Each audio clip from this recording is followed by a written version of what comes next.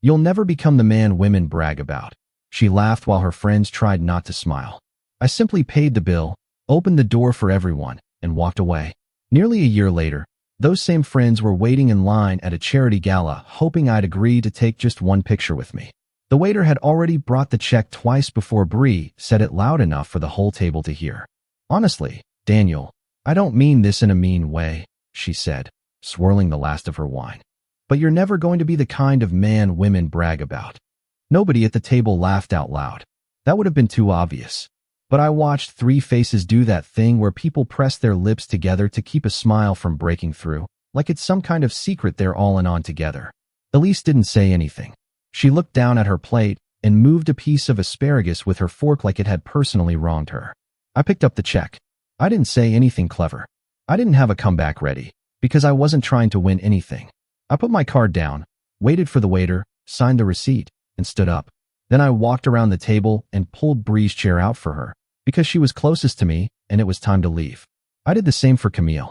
I held the restaurant door open until every single person at that table, 5 of them, including Elise, had walked through it ahead of me. Then I said goodnight, told the valet I'd just walk home since it was only 8 blocks, and left. I didn't slam anything.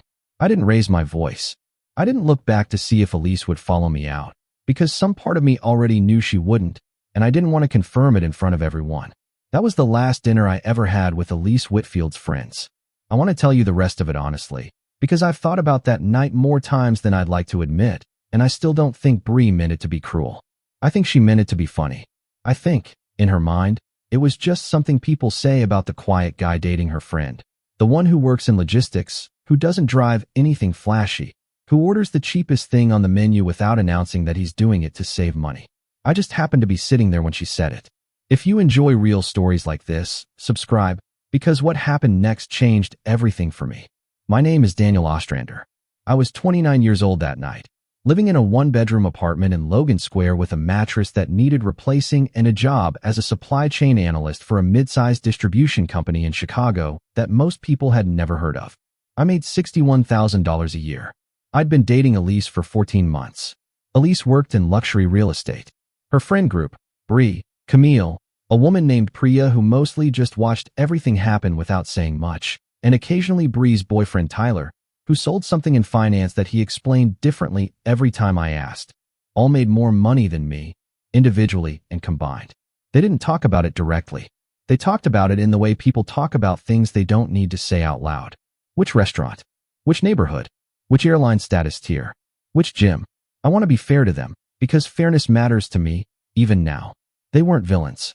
Camille once spent 40 minutes helping me pick a gift for my mother's birthday, because she genuinely liked doing that kind of thing. Priya had quietly paid for a stranger's groceries in front of me once at Trader Joe's when the woman's card got declined, and she didn't mention it again. These were real people, not caricatures. But there was a specific tone they took with me. A tone that assumed, without cruelty exactly, that I was a phase. Something Elise was doing before she did the real thing. I'd noticed it building for months before that dinner. Small comments. Bree asking Elise, in front of me, if she'd thought about the next step, like I wasn't sitting 3 feet away. Camille asking me once, with what she probably thought was warmth, do you ever think about switching industries? Logistics seems so, I don't know, unglamorous. I'd laughed it off every time. I told myself it didn't matter what Elise's friends thought of me. I told myself Elise was the only opinion that counted. I was wrong about that, and it took me most of a year to understand why. Elise texted me around 11 that night. Hey, that was a lot. You okay? I looked at it for a long time before I answered. I'm fine. Just tired. Going to bed. Bree can be a lot sometimes, lol. I remember staring at that message. Can be a lot sometimes. Like it was weather. Like it wasn't something she'd sat next to for a full minute without saying a word. Yeah, I wrote back. Good night. She didn't call. I didn't expect her to. I lay in bed with the ceiling fan clicking every third rotation, the way it had for 2 years, and I'd never bothered to fix, and I thought about the sentence again. You'll never become the man women brag about. The thing that bothered me wasn't the insult. Insults roll off if you let them. What bothered me was that nobody had disagreed. Not one person at that table had said, even out of politeness, come on, that's not true. Elise hadn't looked up from her plate. I didn't cry. I want to be honest about that, because I know how these stories usually go, And I know people expect a certain kind of breakdown. I didn't have one. I just lay there feeling something quieter and worse, a kind of settling, like sediment finally reaching the bottom of a glass of water that had looked clear for a long time. I fell asleep around 2. Elise and I didn't break up that week. I want to be clear about that, because it would be a cleaner story if we had, and this isn't that kind of story. We limped along for another 6 weeks. We went to a movie. We had a normal Sunday where we made pasta and watched a documentary about coral reefs, and it felt, for 2 hours, like nothing had happened. She never brought up the dinner. Neither did I. But something had changed in a way I couldn't undo. I started noticing things I'd been ignoring. The way she'd check her phone when Bree texted during our dinners, like Bree's opinion of the evening mattered more than the evening itself. The way she introduced me to new people. This is Daniel. He's in logistics. With a flatness that felt less like description and more like an apology she hadn't finished making. The actual end came on a Tuesday in March, in her apartment, over something that had nothing to do with any of it on the surface. I'd mentioned, almost in passing, that my company was launching an internal pitch program. Employees could propose process improvements, and the best ones got funding and a small team to build them out. I'd been thinking about a route optimization idea for almost a year. I told her I was going to submit it. That's cute, she said. Not unkindly. Just, absently, folding laundry on the bed. You should definitely do that. Cute. I stood in her doorway holding a mug of coffee I'd made in her kitchen 100 times before, and I understood, in a way I couldn't unknow, that she had already decided who I was and wasn't going to undecide it. Not because she was cruel. Because she'd stopped being curious about me a long time before that dinner, and the dinner had just been the first time it showed. You really think it's cute, I said. Not a question. She looked up, folding a shirt into a smaller and smaller square. I mean, it's a nice thing to try. I just don't know if it's going to change anything. Change anything for who? For us, Daniel. She said it gently, like she was doing me a favor by being honest. I'm 29. I need to think about where things are actually going. Bree's engaged. Camille's talking about a house in Naperville. I love you, but I don't know if I can keep betting on. She stopped. On what? On potential, she said. I'm tired of potential. I didn't argue with her. There wasn't anything to argue. She wasn't wrong about what she wanted, and I wasn't going to convince her that wanting it was a mistake. I finished my coffee, put the mug in her sink because that felt like the right thing to do even then, and left. We officially ended it 3 days later over a 15-minute phone call that neither of us tried very hard to extend. I submitted the pitch anyway. I want to be honest. I didn't submit it to prove anything to Elise. I know that's the version of this story that would sound better, the version where heartbreak turns directly into ambition like a switch flipping. It wasn't like that. For the first 2 weeks after the breakup, I mostly just went to work, came home, and watched television with the volume too loud so the apartment didn't feel as empty as it was. I ate cereal for dinner 3 times that first week, standing over the sink, which is a specific kind of loneliness nobody warns you about. But the pitch deadline was already on the calendar, and some stubborn part of me, the part that had held that restaurant door open instead of saying something I'd regret, didn't want to let it slide just because my personal life had fallen apart. So I finished it. I stayed up 2 nights in a row cleaning up the spreadsheet models, reworking the language so it sounded less like a hobby and more like a business case. The idea was simple, at least in concept. My company ran regional delivery routes for a handful of mid-size retail clients, and the routing software we used was almost a decade old. It optimized for distance, not for real-time traffic, weather, or driver shift limits. I'd mapped out, on my own time, a version that could cut average route time by something like 12% using a smarter algorithm and better data feeds. 12% doesn't sound dramatic. In fuel and labor costs, across the client base we had, it was close to $400,000 a year. I presented it on a Thursday afternoon to a review panel of 6 people, including our VP of operations, a woman named Carla Jensen, who had a reputation for asking exactly one devastating question per meeting and then going silent. She asked me why nobody had proposed this before. I think people assumed it wasn't broken enough to fix, I said. She nodded slowly. That's usually how the expensive problems survive. They picked my proposal, not the top prize, that went to a warehouse automation idea from a guy in fulfillment named Marcus who I'd later become close friends with. But they picked mine for a 6-month pilot with a small budget and permission to pull 2 people from IT part-time to help me build it. I remember calling my mother that night. Not Elise. My mother, in Ohio, who picked up on the second ring the way she always did. They picked it, Mom. Picked what, honey? The routing thing. The project I told you about at Christmas. There was a pause, and then she said, in the voice she'd used since I was 9 years old, bringing home a science fair ribbon, well, of course they did. Work absorbed most of my attention through the spring and summer, which was its own kind of mercy. The pilot program started slow. Our first month, the new routing model actually performed worse than the old one on 2 of our 4 test routes, because I'd underweight a variable for loading dock congestion at one of our biggest clients. Carla didn't yell at me about it. She just asked, in that same flat, patient voice, what I planned to do differently. Fix the loading dock variable, I said, and admit I got it wrong. Good, she said. The ones who can't say that are the ones who fail twice. I fixed it. By June, the model was outperforming the old system on all 4 routes.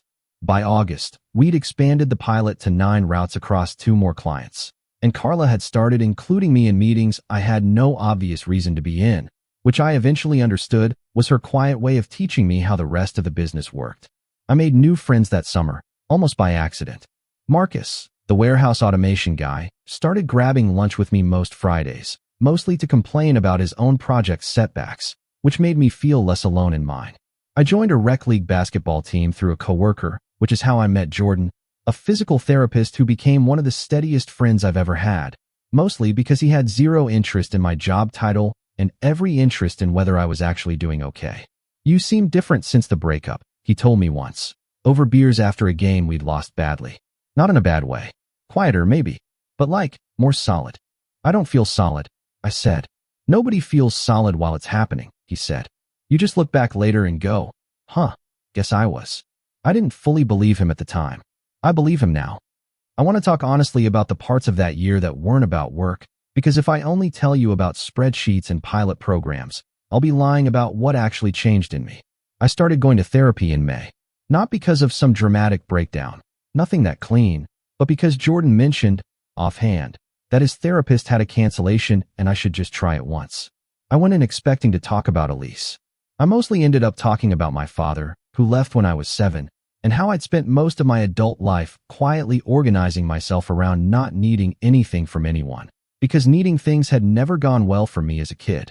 You paid the bill and opened the door for everyone that night. My therapist, a calm, unhurried woman named Dr. Alvarez, said to me once, a few months in, even the people who just insulted you. Why do you think you did that? I thought about it for a long time before I answered. Because I didn't want to give them a version of me they could talk about later. I didn't want to be the guy who made a scene. Do you think that was the healthiest reason? No, I admitted. I think it was also because some part of me still wanted them to respect me. Even walking out the door, some part of me was still performing for people who'd already decided not to see me. She didn't say anything right away. She let that sit in the room the way good therapists do. That's worth sitting with, she finally said. I sat with it for months, honestly. It's the kind of realization that doesn't fix itself in one session. But somewhere in the sitting, something shifted, not into indifference toward what people thought of me, exactly, but into something calmer. I stopped organizing my behavior around proving anyone wrong. I started organizing it around whether I actually respected the way I was living. That's a distinction that sounds small on paper and isn't small at all in practice. By September, the pilot program had officially become a permanent department. Carla asked me to lead it, 3 direct reports, a real budget, and a title that actually matched what I'd been doing for months, Senior Manager of Logistics Optimization. My salary went from $61,000 to $94,000. It wasn't life-changing money. It wasn't the kind of number you brag about at a dinner table.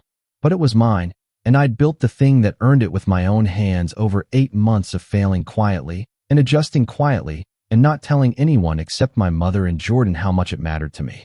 I moved to a slightly bigger apartment that same month. Not a dramatic upgrade, just a real 1-bedroom in Avondale with a kitchen I could actually cook in and a landlord who fixed things when I asked. I remember unpacking boxes on a Saturday and finding, at the bottom of one, a coffee mug Elise had given me for my birthday 2 years earlier. A stupid, oversized thing with a badly drawn owl on it that she'd found at a street fair and thought was funny. I stood in my new kitchen holding it for a long moment. I didn't cry over it. I just felt the specific weight of an object that used to mean something ordinary and now meant something else entirely. I washed it and put it in the cabinet with the rest of my mugs, because it was, Honestly, a perfectly good mug, and I wasn't going to let old grief make decisions about my dishware. I used it almost every morning after that, without really thinking about why. I heard through Marcus, who'd heard it from someone at his gym who apparently knew Camille, that Elise and Bree had drifted, some falling out over Bree's wedding planning that I never got the full story on, and honestly didn't ask for. It's strange how the people who feel like the center of your universe for a year can become, later, just names and secondhand gossip you only half pay attention to. I ran into Elise once more that fall, at a farmer's market in Logan Square, of all places. She was alone, holding a bag of peaches, and she saw me before I saw her. Daniel. She said my name like she was testing whether it still fit in her mouth. Hey. I meant it as neutrally as it sounded. You look good, she said, and I could hear her doing the math behind it, trying to place what exactly had changed. Maybe it was just that I stood differently. I don't know. Thanks. How are you? I'm okay. A pause. I heard you got promoted. Marcus told Camille or something. I don't even remember the chain. Yeah, it's been a good year. I'm glad, she said, and I actually believed her. Whatever else was true about Elise, she wasn't a cruel person. She'd just been someone who wanted a specific kind of life and hadn't been able to see me clearly enough to know if I fit inside it. That's not a crime. It's just not something I was interested in forgiving or resenting anymore. It simply was what it was. Take care of yourself, I said, and I meant that too. You too, Daniel.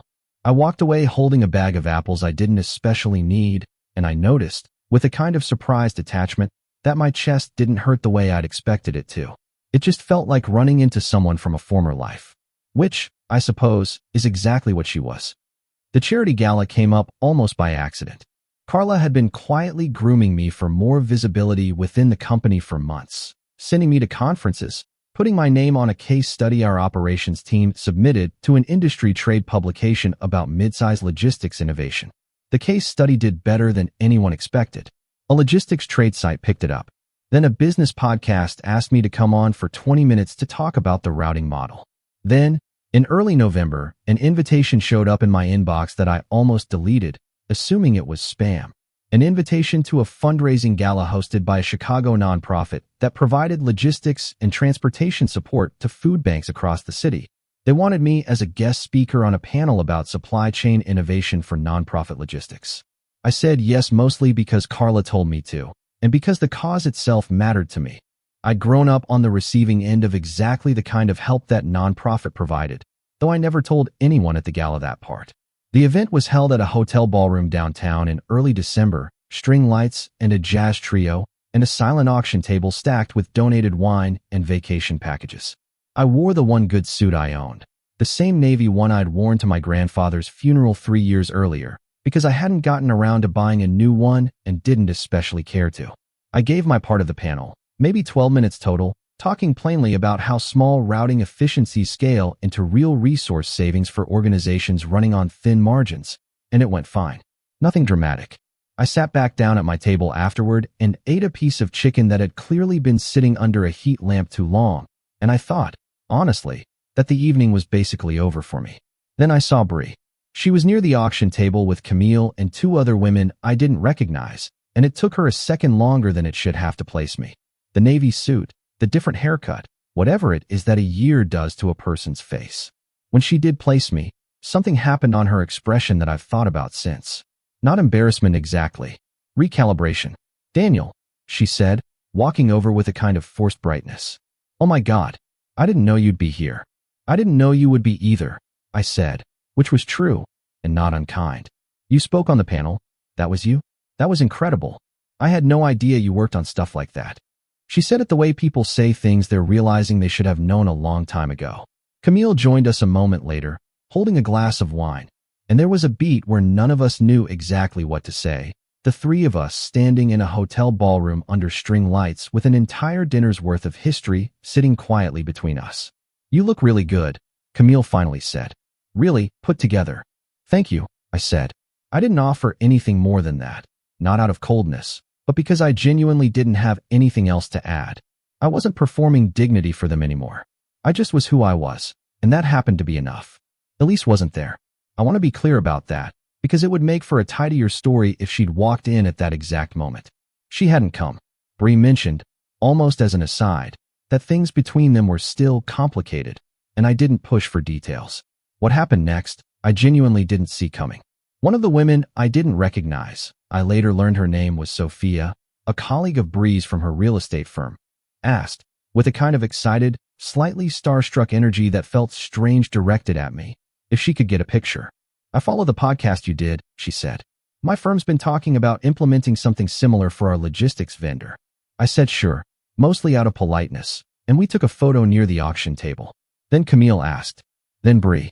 I stood there in that ballroom, 3 photographs deep, next to 2 women who a year earlier had watched, without objection, while a friend of theirs told me I'd never become anything worth bragging about. And I felt, honestly, nothing close to triumph. I want to be truthful about that, because it would be easy to tell you this was the sweetest kind of revenge, and I understand why that's the version people want to hear. It wasn't revenge. It was just strange, slightly sad, even.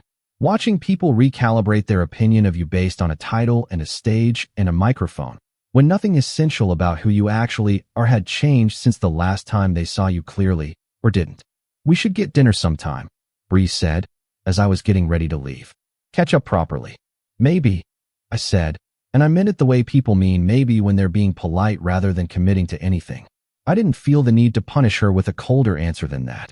I also didn't feel any real pull to follow up. I left the gala a little after 10, skipping the valet line to walk the 6 blocks back toward the L train, the same way I'd walked home the night of that dinner almost exactly a year earlier. Chicago in December is a different kind of cold than Chicago in March. Sharper, quieter, the kind that makes the whole city feel like it's holding its breath. I thought about that walk home from the restaurant, the anger I hadn't let myself feel that night, the specific loneliness of standing on a street corner while the person you loved stayed inside, with people who thought less of you than they should have. I thought about how much smaller that memory felt now, not because it didn't matter, but because it had finally finished doing its work on me. It had made me leave a table I should have left months earlier. It had made me finish a pitch I might otherwise have let quietly die. It had, in its own strange way, made room for the year that followed. I still think about Elise sometimes. Not with anger. Mostly with a kind of settled understanding. That she wanted a particular kind of certainty I couldn't give her at the time, and that wanting certainty isn't a character flaw. Even if the way she went about getting it left a mark on me, I carried longer than I would have liked. I didn't end that year with a girlfriend, or a fortune, or a single dramatic moment I could point to and say, "There, that's when everything changed." I ended it with a job I'd built with my own hands, a handful of friends who liked me for reasons that had nothing to do with my income, a therapist who taught me the difference between dignity and performance, and an ugly owl mug I still used every single morning without thinking twice about where it came from. When I got back to my apartment that night, I made a cup of tea in that mug, sat by the window for a while, and watched the snow start to come down over Avondale. I didn't feel like I'd won anything. I felt, for maybe the first time in longer than I could remember, like exactly the man I actually wanted to be, not the one anyone had promised or predicted or laughed about over a restaurant table a year before. Just mine, which, it turns out, was the only version that ever needed bragging about.